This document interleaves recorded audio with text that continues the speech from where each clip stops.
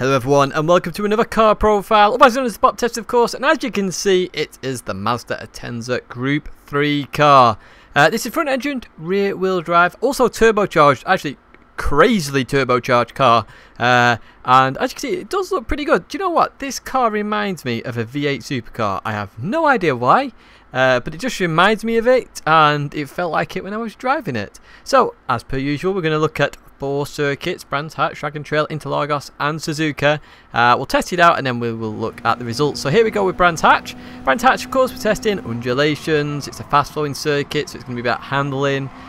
We've also got curb tests. Obviously Graham Hill Bend is a bit tricky, and obviously we see the second and third gear issues straight away here with this class. So in top end of second, even bottom end of third, we have issues. We get a 16.9 at sector 1. That's very quick first sector. I was having issues out of Graham Hill Bend and also having issues here just getting on the power. So usually in most cars you're at the top end of a gear. I had to stay in third gear here and really bounce the throttle to get through there effectively as we head down the hill. So that's my time reference point, that bridge or gantry, and we are ahead of the time change there, so we are doing fairly well. Coming through there, no real issues at all. Again, no real issues on this corner. It handles curbs fairly nicely, no big issues. As we continue on up the hill, I felt the gearing was slightly different to most of the other class here, because usually you're dropping down a gear then going up a gear. Generally speaking, that usually happens in that section. I wasn't really experiencing it here. As we continue on, now this car is actually ridiculously fun. Now this is one of the most fun cars I've driven in quite a while in Group 3. No idea why, it just felt fun. As I say, it reminds me of V8 supercars and I enjoy V8 supercars, so perhaps it's that. But even so, we head towards the line. We've got a 122.2 there, but we actually get it down to a 122.198. So a very quick car, really far up there in terms of Brands Hatch and the times. We head to Dragon Trail now, so obviously this is a speed circuit. Now I'd experienced already at Brands that this is more of a handling car than speed car, but let's see what happens anyway. So obviously coming into this first corner we're gonna have some issues with this car, because as I say it's very tricky, top end of second and bottom end of third. So notice the ghost there, get a wiggle, that's in third gear. The middle of third gear, it's having a wiggle, so you do have to be careful with this car. And you can see at the bottom right, the turbo pressure is quite high and it comes down very quickly.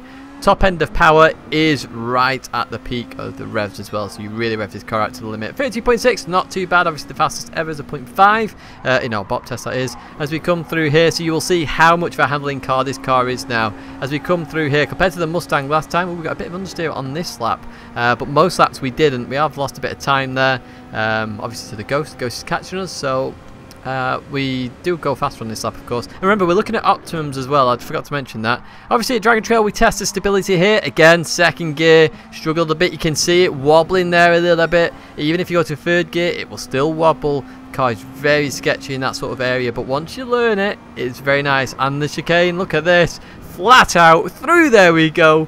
We were flat out multiple times through that chicane. It's really easy. As you can tell by the camera, it's a very thin car, so you can get it through quite a lot of gaps. And as it's a handling car as well, it kind of handles nice in that bus stop chicane.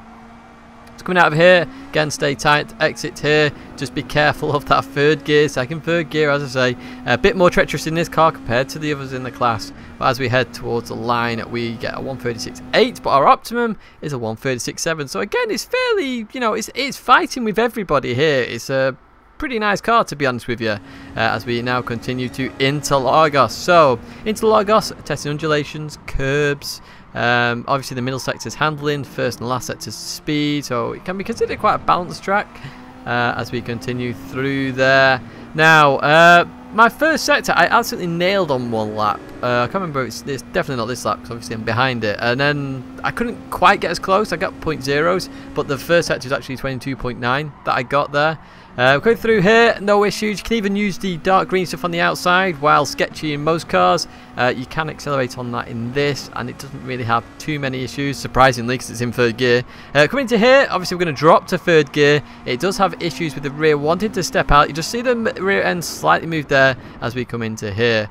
No, we don't really struggle with understeer as much in this car, so obviously FR will struggle with understeer. No issues with weight transfer there as well with the undulations, but in most FR cars you have a bit of understeer. So it's the same in this, but it's not as much as others, and especially not as much as the Mustang. Accelerating out of here, coming down here again, third gear. Just some issues here. So originally there I let off in third, so what I started doing later on in the laps is I stayed in fourth basically. I short shifted to fourth and that helped massively. As we exit the last corner there, again you've got to be very careful. Second, third gear again, car likes to wiggle a lot.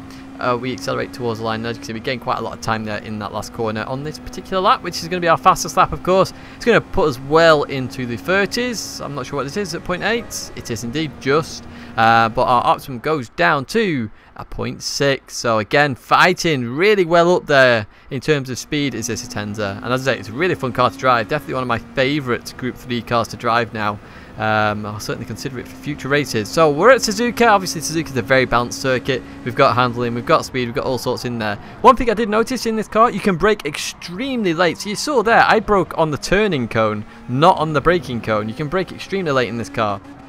Stay in third gear.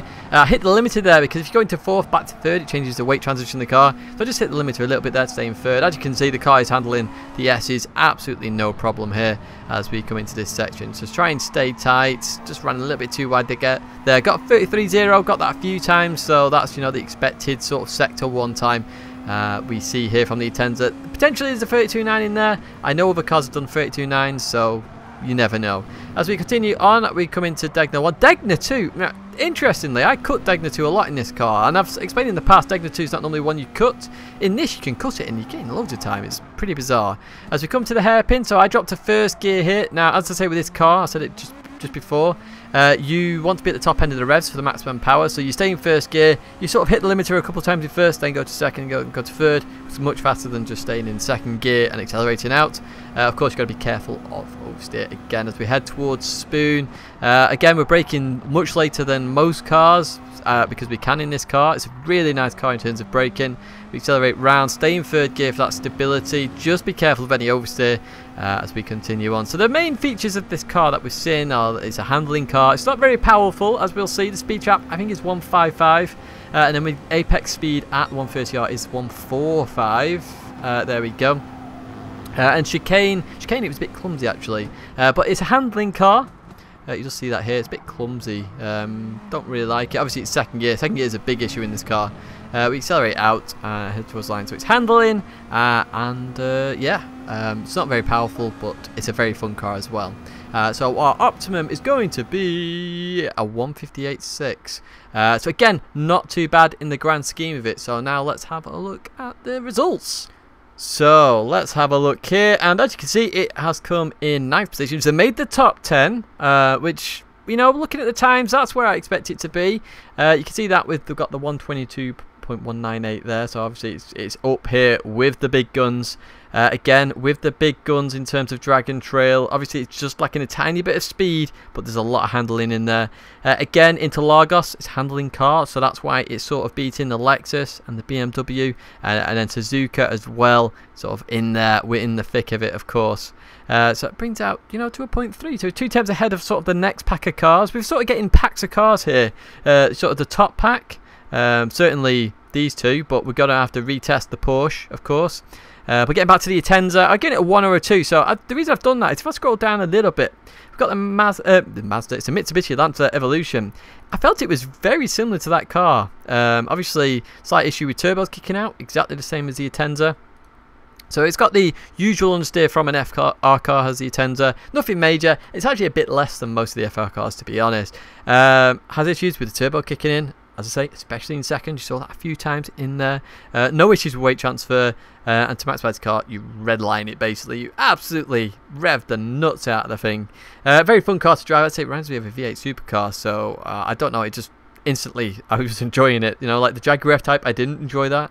I enjoyed this Mazda Atenza. It's a really fun car, and it can be quite stable once you learn it. So I'd say once you learn the second, third gear issue in this car, because it's a bit more like prominent in this car, you literally can then start absolutely ragging the thing. So yeah, there is your answer. As I say, we're going to test. So I tried to go through some of the patches and identify the power weights. I'm going to go through each individual car just to make sure the BoPs are there. So once we've done this list down here, so we've got the these are the remaining cars to do. As I said, we've got to look at the M6 thing separately. Obviously, there's 2 different liveries, and apparently they handle differently. But even so, there are the remaining cars. Then we'll look at all of these cars that need retesting. So, for example, the NSX has been boosted by 2%, so we're expecting a big jump in that car. The Audi R8's been pushed up as well. I'm pretty sure the Nismo GT3 cars had a boost as well, so I'm not sure why I've not seen that in the patch notes. But even so, all of these will get retested. There won't be videos like this on those. It'll be like an update video to say this is what the times are. So do keep an eye out for that. But that's a little while away yet. We've still got 8 cars, which is about 16 hours of testing to go. There'll be an SLS later on this week. And then look, it's my baby. It's the Peugeot RCZ. We'll see where that comes. Now, that's got a bit of an unfair disadvantage in all of this because I've driven that car tons, so effectively I might be boosting it more than like some of the other cars. But even so, we'll just still do the same test and see where it comes. But yeah, that's it for now with this BoP test and the Mazda Atenza. So as you see, it's come in 9th position. We'll see what happens with the SLS. But thanks very much for watching. My logo's there if you want to subscribe, and that'll obviously alert you to the next BoP test. The video plays there of all the other BoP tests. As you can see, we've done an absolute ton of them. But that's it for now. Thanks very much for watching. I will see you in the next video.